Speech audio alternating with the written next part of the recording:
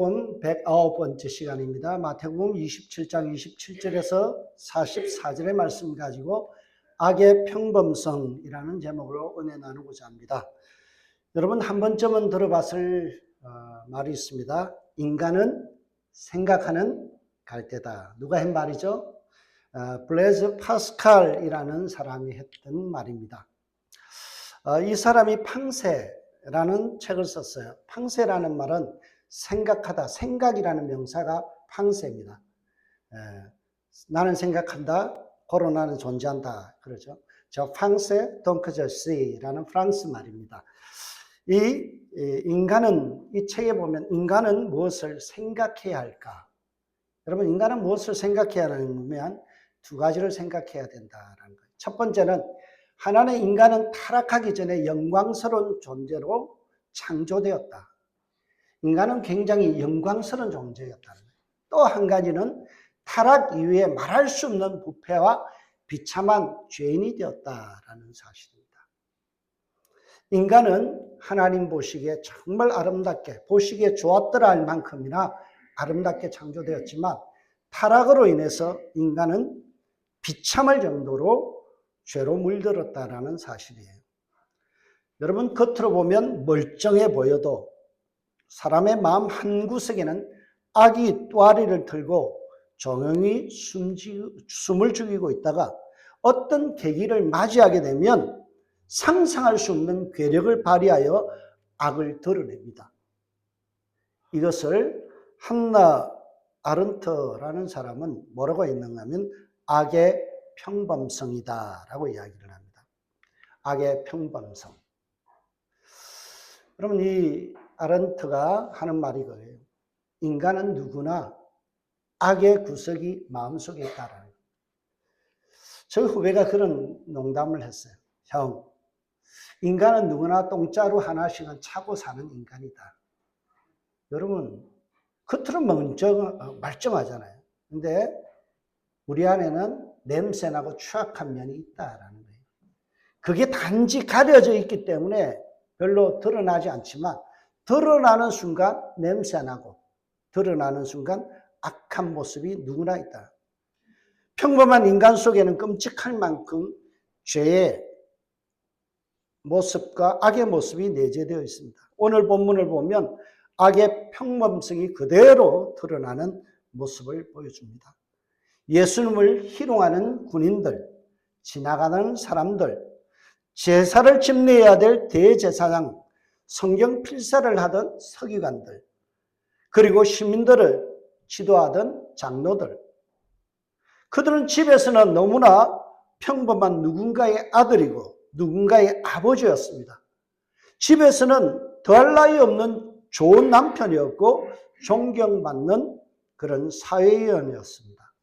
그런데 악을 획책하는 로마 군대라는 거대한 집단 속에 속하는 순간 전혀 죄책감도 없이 한 인간을 잔혹하게 희롱하는 그리고 고문하는 고문 기술자로 돌변하기 시작합니다. 이것을 심리학자들은 뭐라고 이야기하는가 하면 필립 짐바르도라는 사람이 쓴 말이 있습니다. 루시퍼 이펙트. 루시퍼가 뭐예요? 악마, 효과라는 거죠. 루시퍼 이펙트라고 불렀어요. 평범하고 선한 사람도 어떤 특정한 상황이나 시스템에 들어가면요, 물든다는 거예요.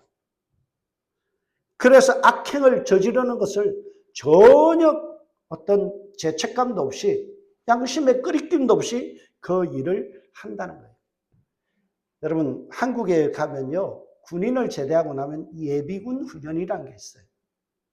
거기 가면요, 이런 말이 있어요. 예비군 훈련을 할 때 예비군복만 입혀놓으면 사람이 개가 된다.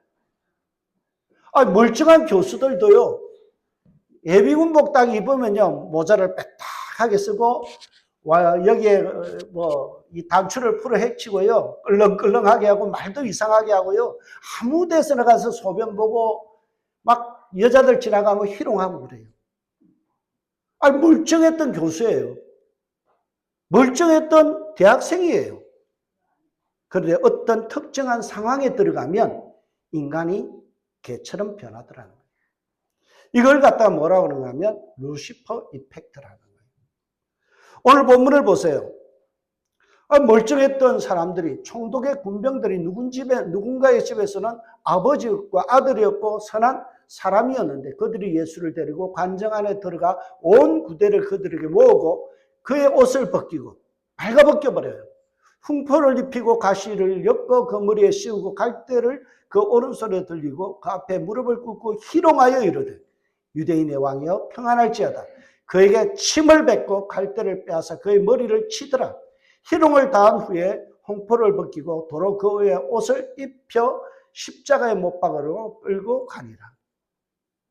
여러분, 너무나 평범했던 자들이 군복을 입는 순간 사람을 희롱하는 사람으로, 폭력을 가하는 사람으로 전혀 낯선 모습으로 등장합니다. 너무나 폭력이 익숙한 듯 행동을 합니다. 군인들은 자기가 남을 괴롭히는 이 가학성, 이런 것들을 그대로 통제 없이 분출합니다. 선량했던 누군가의 아버지, 누군가의 자랑스러운 아들의 모습은 온데간데 없이 사라져버렸고요. 자랑스럽고 젠틀했던 그 모습은 싹 사라지고 이처럼 우리 속에 숨어있는 악의 뿌리가 인간의 아름다움을 망쳐놓죠. 일단 악이 치고 올라오기 시작하면 걷잡을 수 없습니다. 남을 괴롭히는 가학성의 즐거움에 사람들은 즐기는 거예요. 아무런 가책도 없이 악에 가담하는 것을 우리는 눈으로 목격합니다. 오늘 본문 내 3번이나 등장하는 말이 희롱이라는 말입니다. 29절과 31절과 41절에 보면 희롱하다라는 거예요. 그리고 희롱과 비슷한 단어가 오늘 2개가 나오는데 39절에 모욕하다, 44절에 욕하다라는 단어예요. 오늘 옆에 있는 그림을 보면 1503년에 그려진 그리스도를 조롱함이라는 이 그림입니다. 여러분, 욕하고 모욕하고 조롱하는 것이 일상적인 모습으로 드러나요. 멀쩡했던 사람이 이렇다니까요. 그렇게 좋고 선하던 사람이 갑자기 어떤 환경에 들어가면 돌변해서 이런 모습을 드러낸다는 거예요. 그래서 우리가 옛날에 하는 말 있죠. 금묵자흑이다. 예, 유유상종이다. 그런 말 하잖아요. 물들났는 거예요. 그걸 유식한 말로 악의 평범성이라고 이야기합니다. 군인들의 모습에 드러난 추악한 악의 실체가 뭐였는가요? 그것은 희롱이라는 말입니다. 헬라어로 보면 엠파이조라는 단어인데요. 이 말의 뜻은 이런 뜻입니다. 희롱하다, 비웃다, 놀려대다, 장난치다, 속이다, 농락하다 라는 말이에요. 인간을 놀잇감으로 갖고 놀며 비웃고 장난치고 농락하는 행위가 바로 희롱이에요. 여러분, 우리 한국에 아주 심각한 청소년들의 그 이지매가 있잖아요. 집단 괴롭힘, 희롱하는 것. 막 사진 찍어서 놀리는 것. 이게 희롱이에요. 사람을 인격적으로 대하지 않는 거예요. 제가 어렸을 때 시골에서 자랐는데요. 고양이가 배가 부르면요. 쥐를 잡고도 잡아먹지 않습니다. 갖고 놀아요. 그게 희롱이에요. 잡아먹을 것도 아닌데 괜히 장난치는 거예요. 이렇게 툭 건드리고 저렇게 툭 건드리고. 자극하는 거예요. 너 어떻게 반응하는지 보자 하고요. 훅 찔러요. 여러분, 우리의 일상 속에서도 희롱이 있어요. 이 말을 탁 던지는 순간 저 사람이 어떻게 반응할지를 보는 거예요. 그게 뭐라고요? 희롱, 악이라는 거예요. 여러분, 이 단어가 십자가 처형 직전에 사용된 오늘 본문 이외에 다른 곳에서 사용됐는데 마태복음 2장 16절에 나와요. 이에 헤롯이 박새들에게 속은 줄 알고 속았다라는 알고 심히 놓아요. 여러분, 헤롯 왕이 심히 열받았던 것이 뭐예요? 속았다라는 거예요. 이 속았다라는 단어의 뜻은 뭔가 하면요, 바보 취급하다 그런 뜻이에요. 사람을 바보로 만들거나 바보 취급하는 게 농락이에요. 이런 바보. 여러분 우리 입에 붙어 있잖아요. 바보 취급하는 것. 그게 농락이에요. 그게 죄예요. 멀쩡한 사람이 왜 사람을 바보 취급합니까? 왜 사람을 가지고 장난쳐요? 이게 죄의 추악한 모습이라는 것을 우리는 잊어버려요. 이게 악이라는 사실을 우리는 인정하지 않기 때문에 너무나 평범하게 그냥 일상 속에서 남을 바보 취급하고 놀리고 누군가를 자극하고 장난치는 거예요. 이러한 삶의 모습을 우리는 추방해야 합니다. 이렇게 악이 판을 쳐도 하나님은 오히려 그 악을 선한 뜻으로 바꿔버립니다. 악의 선용이라고 이야기하고요. 악의 도구화라고 이야기합니다. 오늘 본문에 보면 악이 승리하는 것처럼 보이지만 하나님께서 그 악을 역이용해서 구속사적 반전을 일으킵니다. 예수님은 이러한 악인들이 희롱하는 모습을 감수함으로써 구약 성경의 메시아가 당해야 되는 순환, 고난, 모욕에 대한 말씀을 예언을 성취하는 도구로 사용하셔요. 메시아의 고난을 통하여 자기가 당하는 고난을 통하여 우리가 잘 아는 시편 22편에 예언된 말씀, 시편 22편 1절에 어떤 말씀이 나오나요? 엘리 엘리 라마 사박다니 나의 하나님 어찌하여 나를 버리시나이까 라는 말씀을 그대로 성취하는 거예요. 여러분 시편 22편 7절에 보면 메시아가 당할 고난에 대한 예언이 나와요. 어떻게 나오는가 하면 나를 보는 자는 다 나를 비웃으며 입술을 삐죽거리고 머리를 흔들며 말하되 그가 여호와에게 의탁하니 구원하실 걸 그가 기뻐하시는 신이 건지실 걸 하나이다. 조롱하는 말을 그대로 성취하는 거예요. 침뱉음을 받으며 머리를 가격당하며 강제로 옷을 벗기는 일을 그대로 고스란히 당했죠. 말로 놀려댑니다. 희롱합니다. 욕을 듣습니다. 희롱의 말들로 장난질을 칩니다. 하지만 하나님은 그 모든 악을 도구로 사용해서 하나님의 말씀을 성취하는 데 사용하시죠.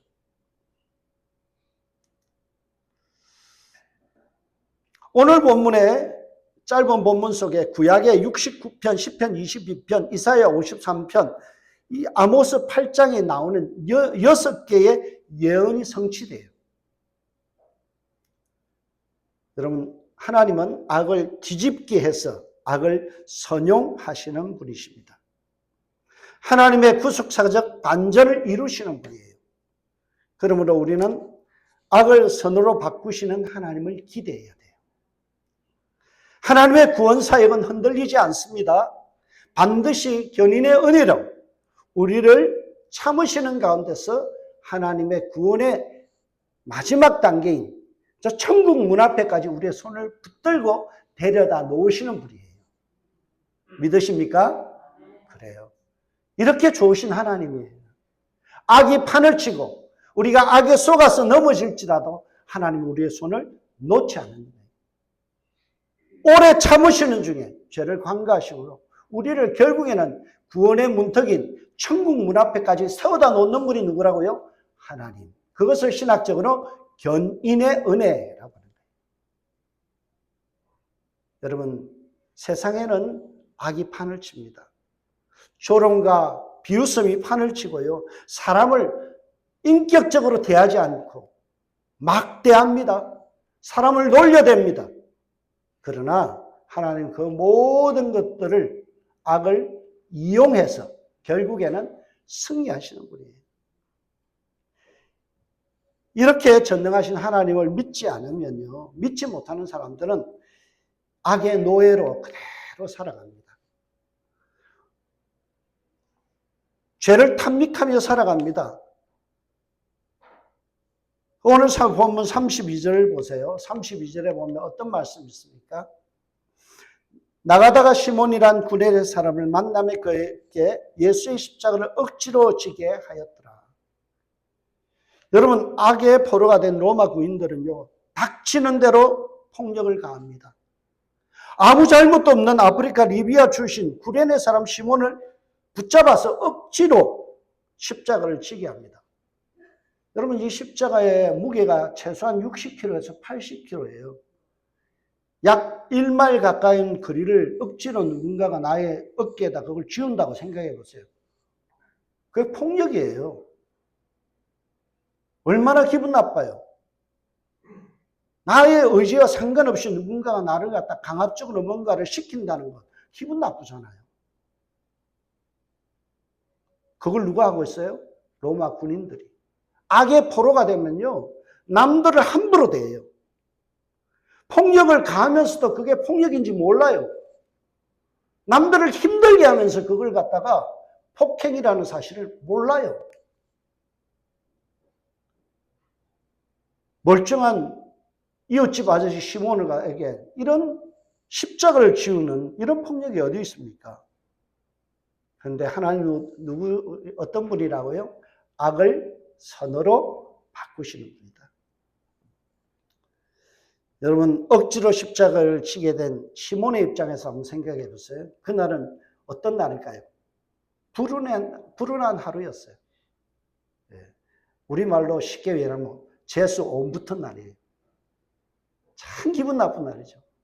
갑자기 누가 나를 탁 잡아서 억지로 십자가를 지었다. 오늘 일주일 사나운 날이다. 그렇게 이야기할 거예요. 그런데 하나님은요, 그 불운한 사건을 되려 구레네 시몬의 인생과 그의 가정에 축복이 되는 사건으로 바꿔놔요.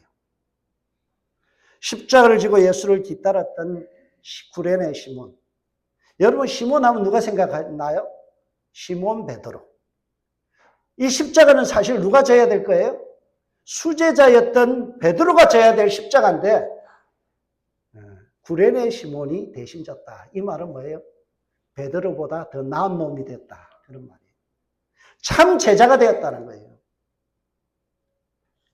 로마서 16장에 보면요, 어떤 내용이 있는가 하면 주 안에서 택하심을 입은 루포, 시몬의 아들이죠. 루포와 그 어머니에게 문하라. 누가 하는 말이에요? 로마서를 쓴 바울이 이야기해요. 그의 어머니는 곧 내 어머니리라. 바울이요, 이 오늘 구레네 시몬의 부인을 뭐라고 불러요? 내 어머니다. 그리고 그 아들 루포가 오늘 로마 교회에 당당히 이름을 올리고 있어요. 믿음의 명문가가 된 거예요. 재수 온 붙은 날, 아주 기분 나쁜 날이 그의 인생에서 터닝 포인트가 되어지고 믿음의 대단한 이력을 쌓는 주춧돌이 된 날이에요. 얼마나 축복이에요. 얼마나 하나님은 신실하신 분이에요. 악을 선으로 바꿔서 재수 없는 것을 재수 있게 만드신 분. 기분 나쁜 사건을 기분 좋은 날로 바꿔주신 분. 허름한 인생을 수제자 베드로보다 더 나은 인생으로 끌어올려 주신 분. 바울이 내 어머니라고 말할 만큼이나 대단한 인물의 가정으로 만들어 주신 거죠. 여러분, 때로는 우리가 애매한 고난을 당하도 그 고난을 잘 이겨내십시오. 도리어 그게 복이 될 수 있습니다. 그게 내 인생에서 디딤돌이 될 수 있다니까요. 내가 믿음에서 엄청난 은혜의 사건으로 바꿔질 수 있어요. 때로는 우리가 살아가면서 억울한 일 당해요. 힘든 일 당해요. 왜 나에게 십자가가 지어지지? 억지로 왜 교회를 위한 십자가를 내가 져야 돼? 왜 우리 가정은 내가 십자가를 져야 돼? 억울해요. 왜 저 사람은 안 지는 십자가를 내가 져야 돼요? 그런 마음 들잖아요. 근데 하나님은요, 그 십자가를 영광으로 바꿔주세요. 그래서 여러분들이 내게 오는 십자가 거부하지 마세요. 남이 거부할 수밖에 없는 그 십자가 내가 장원하세요. 그러면 하나님께서 그것을 축복의 디딤돌로 사용하시고 그것을 통해서 하나님의 영광의 도구로 쓰시고 믿음의 명문가가 되는 축복을 주실 줄 믿습니다. 저와 여러분이 그런 복을 누리시길 주의 이름으로 축복합니다. 하지만 이미 악에 점령당한 로마 군인들은 예수님을 향하여 희롱을 멈추지 않아요. 예수님을 욕보이기 위해서 고통을 주는 마취제의 유혹을, 그 고통을 줄이는 마취제를 가지고 유혹을 합니다. 오늘 본문에 보면 골고다 즉 캐골의 곳이라는 곳에 이르러 썰개탄 포도주를 예수에게 주어 마시게 하려 하였더니, 여러분 여기에 보면 골고다가 나오죠. 원래 히브리어는 골고레트라는 말입니다. 이 말을 라틴어로 바꾼 말이 우리가 잘 아는 갈보리라는 말이에요. 우리가 그러잖아요. 갈보리의 십자가. 이 갈보리의 원래 어원은 골고다에서 말이에요. 이 골고다라는 말의 뜻은요, 두개골, 때로는 성경에서는 해골이라고 번역을 하죠. 이 골고다에 도착한 로마 군병들은 한 번 더 예수님을 가지고 희롱하려고, 장난을 치려고 그래요. 썰기에 탄 포도주를 예수에게 건네 마시게 하려고 합니다. 왜 그랬어요? 썰기에 탄 포도주는 마취 효과가 있어요. 그래서 십자가의 고통을 이기지 못하는 사람들은 그걸 주면 벌컥벌컥 마셔버리는 거예요. 그 비굴한 모습, 추한 모습을 예수님에게 재현시키기 위해서, 연출시키기 위해서 로마의 군인들은 그 썰기에 탄 포도주를 예수님의 입에 갖다 댄 거예요. 하지만 예수님은 단호하게 거절합니다. 예수께서 맛보시고 마시고자 하지 아니하시더라. 뱉어버렸다는 거예요. 예수는 무엇인지 모르고 유혹을 받았지만 그것을 알고 입 밖으로 뱉어내셨죠. 그리고 오로지 그 고통을 다 이겨내셨어요. 왜 그렇게 하셨나요? 우리를 위해서 지급해야 될 대속의 몸값을 완전히 지불하기 위하여 예수님은 그 고통을 참으신 거예요. 이렇게 예수님의 의연한 모습을 보자 이 장난치던 이 로마 군병들이 시들해진 거예요. 시큰둥해지니까 이제는 십자가에 못 박고 제비를 뽑아서 예수님의 옷을 나누어 가지기를 시작합니다. 그런 후에 십자가 위에 제패를 써 붙입니다. 그들이 예수를 십자가에 못 박은 후에 그 옷을 제비 뽑아 나누고 거기 앉아 지키더라. 그 머리 위에 이는 유대인의 왕 예수라 쓴 제패를 붙였더라라고 말씀하죠. 그들이 마지막으로 희롱하기 위해서 예수님 머리 위에 뭐라고 썼다고요? 유대인의 왕 예수. 그런데 이것이 정말 놀라운 것은요, 이러한 장난질을 예수님은 예언을 성취하시는 도구로 써요. 유대인의 지파, 유대 지파의 후손으로서 다윗의 혈통으로 태어나서 그리고 메시아의 예언자로서 오늘 고난받는 예수님의 모습을 보여주는 거죠. 진정한 유대인의 왕 예수, 구원자 예수의 모습을 드러냅니다. 로마인들이, 이 군병들이 죄패를 사용해서 예수님을 희롱하려 했지만 도리어 하나님은 그 희롱을 바꿔서 모든 사람이 지켜보는 가운데 이분이 바로 구약이 예언한 유대인의 왕 예수, 메시아다라는 것을, 예수라는 말의 이름이 구원자 그런 말이에요. 구원자예요. 참 구원자 되신 예수님을 만천하에 드러내는 사건으로 바꿔서 드러내시죠. 하나님은 악을 선용하시는 분이에요. 그래서 악이 판치더라도 놀라지 마세요. 누가 이겨요? 하나님이 이기십니다. 교회 안에 악이 침투해도 상관없어요. 왜요? 결국엔 하나님이 이기신다니까요. 여러분의 인생에 악이 스물스물 기어들어도 겁내지 마세요. 왜요? 하나님이 나를 지키시고 계세요. 하나님이 견인의 은혜로 나를 보호하시고 데려가세요. 여러분, 어떤 분들은요, 마귀 쫓는다고 막 그런 분들이 있어요. 참 불쌍해요. 왜요? 하나님이 다 내쫓아놨어요. 우리는 승리했다고요. 내가 세상을 이겨노라 하십니다. 승리자 되신 예수님을 믿고 있는데 사단 마귀는 뭐가 겁나요? 제가 여러 번 이야기했잖아요. 옛날에 저희가 누님하고 가다가 무당이 막 구다하고 있는 거 지켜보고 있으니 그 무당이 하는 말이 이상한 큰 신을 모시는 분이 여기 왔는데 제발 좀 가달라고. 왜요? 하나님 믿는 사람을 알거든요. 잡신들도 안다고요. 귀신들도요, 예수를 보면 떨었다 그랬잖아요. 우리는 승리하신 예수님을 믿고 사는데 왜 조바심을 내고 두려워하고 무서워해요? 죽음의 권세도 이기신 예수님. 그분 믿는데 뭔 죽음이 무서워요? 천국에 소망이 있는 사람들이에요. 그래서 두려워하지 마시기 바랍니다. 악과 선의 싸움이 절정에 이르릅니다. 악은 원심력을 일으키면 더 멀리 퍼져나가죠. 그것을 심리학, 사회적인 용어로 뭐라고 그러냐면 깨진 유리창 이론이라고 합니다. 건물이 깨어져서 유리창 하나가 깨어지잖아요. 그러면 거기를 사람들이 쓰레기를 버리기 시작합니다.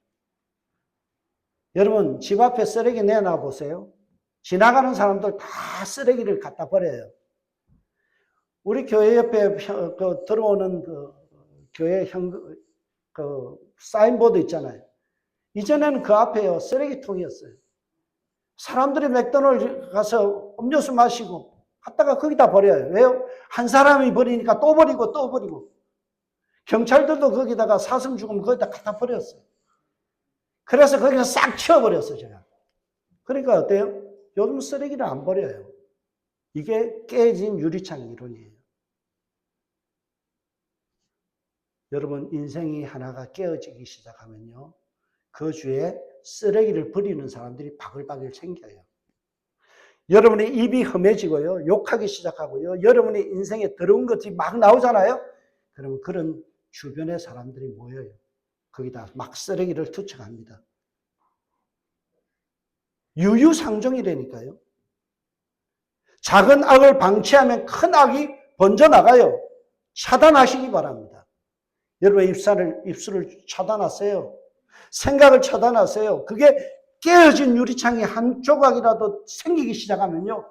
여러분 주위에 막 쓰레기를 갖다 버리기 시작해요.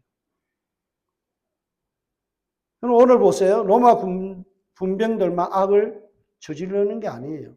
이제는 멀쩡했던 지나가던 행인들까지도 악에 물들기 시작합니다. 지나가는 자들은 자기 머리를 흔들며 예수를 모욕하여 이르되 성전을 헐고 사흘에 짓는 자여 내가 만일 하나님의 아들이었던 자기를 구원하고 십자가에 내려오라 하며. 여러분 지나가는 사람 행인이에요. 예수님과 상관없는 사람이에요. 로마 군병이 아니에요. 로마 군병이 그런 짓을 하는 것 보는 순간 멀쩡했던 지나가는 행인이 악에 물들기 시작해요.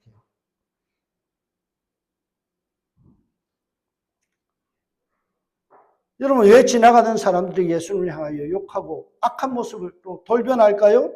두려움 때문에. 나도 악에 동조하지 않으면 사회적으로 매장당할 수 있구나. 내가 이 악한 무리에 악한 어떤 문화에 내가 적응하지 못하면 나도 왕따 될 수 있겠구나. 이 두려움 때문에 그런 거예요.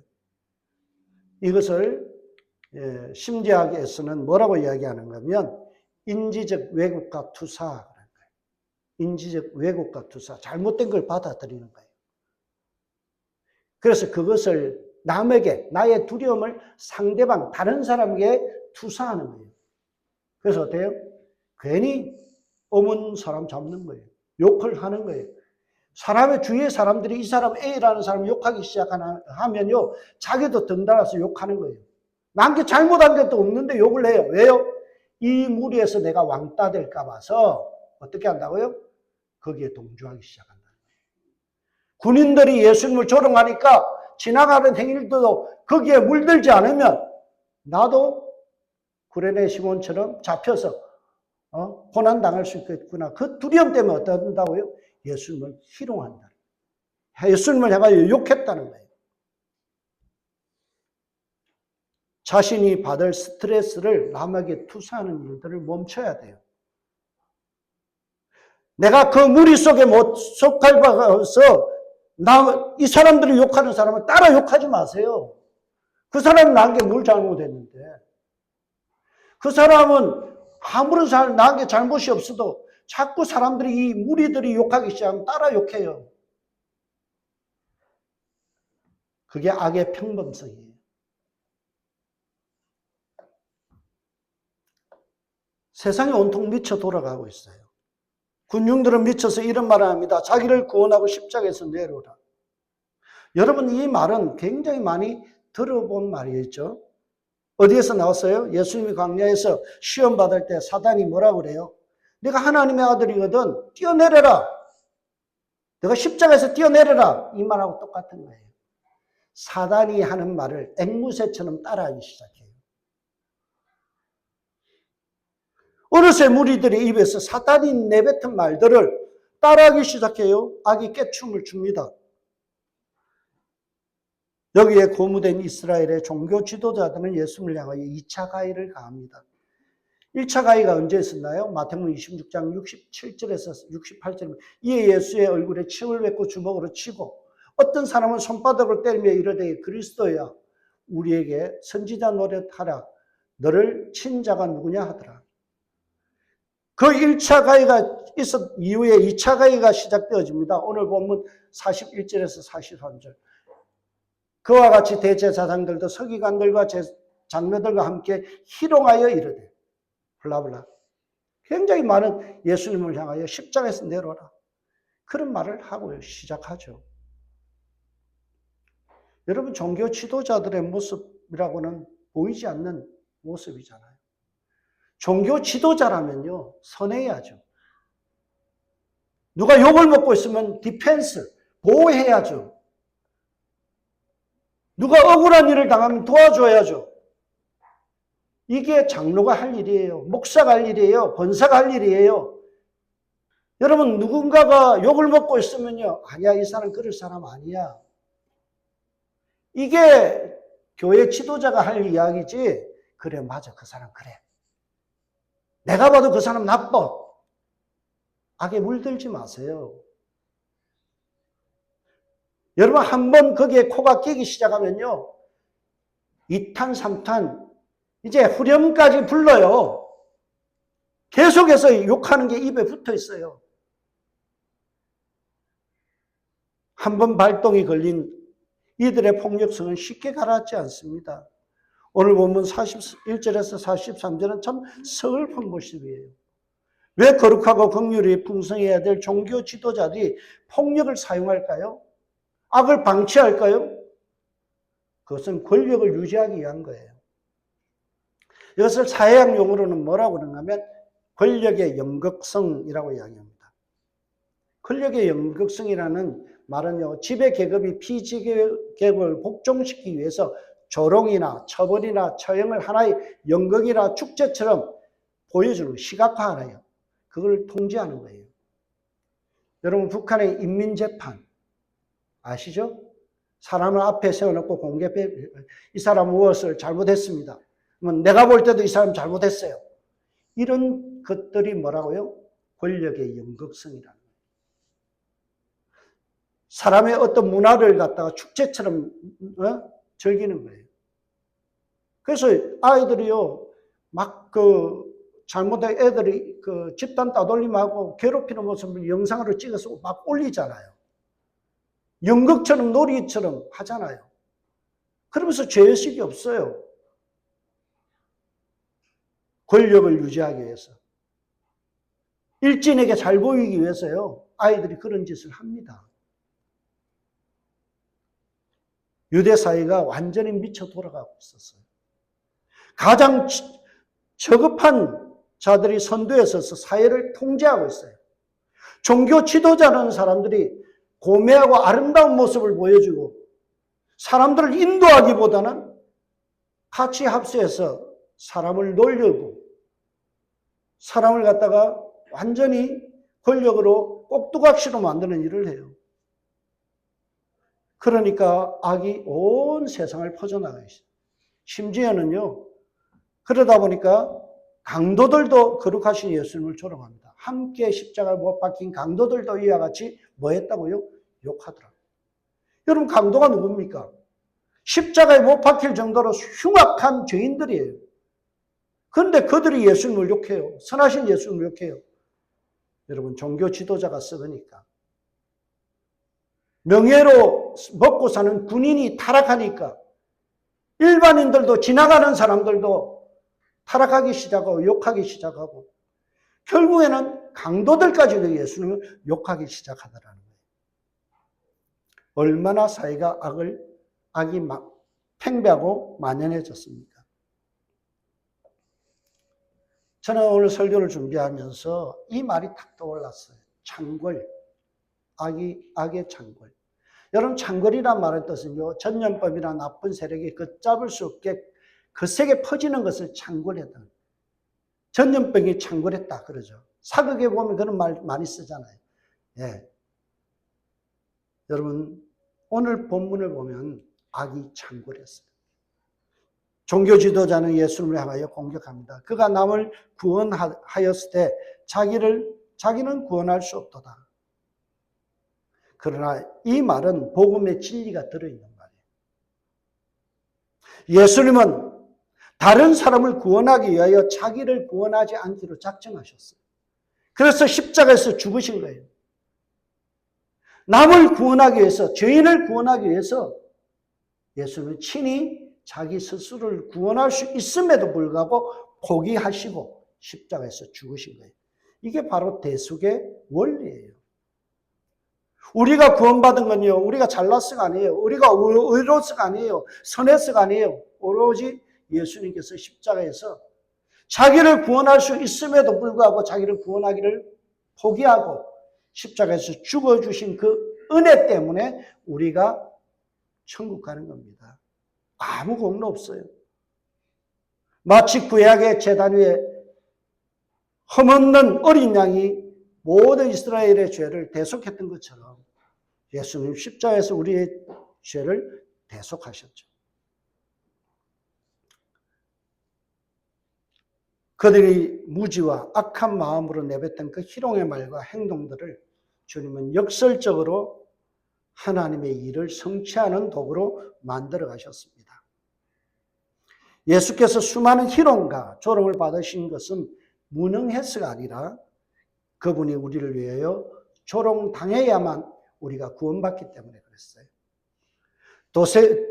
대속의 은혜를 우리에게 주시기 위하여 주님은 친히 참으시고 모든 것을 받아들이시고 악을 선으로 바꿔놓으셨어요.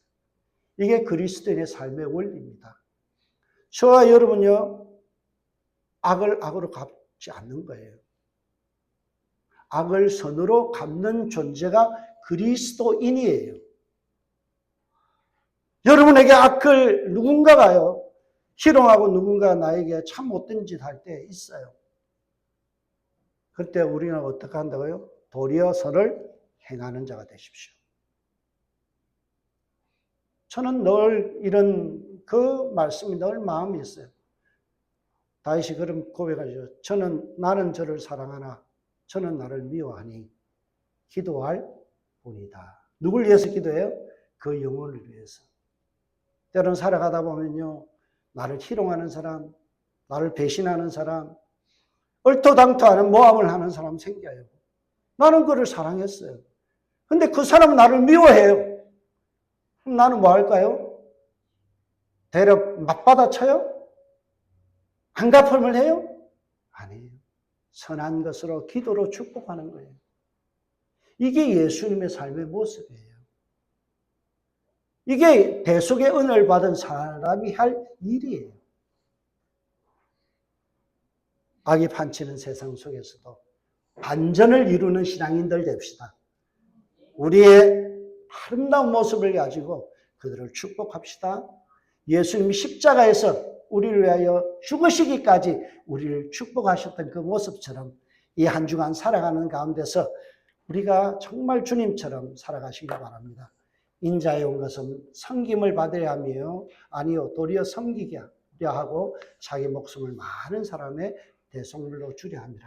그 말씀 붙들고 이 한 주간도 대속물 되시는 저와 여러분 되시길 주님으로 축원드립니다. 기도하겠습니다. 하나님 참 감사합니다. 악의 평범성이 지배하는 이 세상 속에서도 주님은 살아계셔서 악을 선으로 바꾸신 놀라운 하나님의 능력을 찬양합니다. 우리가 예수 믿습니다. 그 능력 활용하여서 악한 세상에 물들지 아니하고 도리어 선을 베푸는 저희들 되게 하여 주옵소서. 구속받은 이 대속의 원리를 늘 생각하며 살아가는 저희들 되게 하옵소서. 감사하고 예수님의 이름으로 기도합니다. 아멘. 봉헌 찬송하겠습니다.